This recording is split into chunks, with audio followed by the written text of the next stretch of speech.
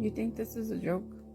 You think that these wrongful convictions are funny, easy for you to pass by, when you can click the link in my bio and save a life with just $5? Imagine if just enough people just spared $5. Watch this. I'm a criminal defense lawyer, an adjunct law professor, and I'm on the board of directors of the Georgia Innocence Project. Let's start with the bad news. Despite what you may think, wrongful convictions, that is, an innocent person sitting in prison for a crime they did not commit, are not rare occurrences. A wrongful conviction could happen to anybody.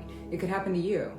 And studies estimate that between 2 and 5% of all of the individuals incarcerated in America, the land of the free and the home of the brave, are in fact actually innocent. And given this country's extraordinarily high rates of incarceration, that amounts to about 46,000 people.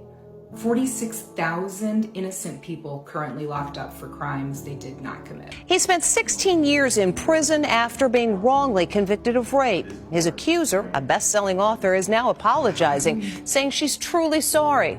But how do you undo such a life-altering mistake? Here's Les Trent.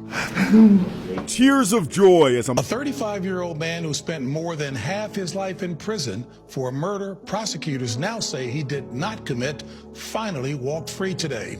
A reinvestigation by the Brooklyn District Attorney's Conviction Review Unit found that Sheldon Thomas was wrongfully arrested and convicted after being set up by police.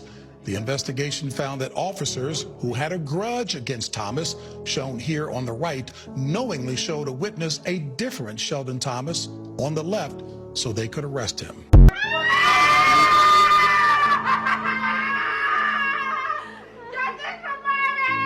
Marvin Haynes, he's a free man this morning. Haynes was sentenced to life in prison for the 2004 killing of a man in Minneapolis flower shop. On Monday, a judge signed the order to overturn Haynes' wrongful conviction on the basis of unconstitutional witness identification. Ricky Jackson is a free man, and now the Cleveland native is suing both the city and the police officer who helped wrongfully put him away.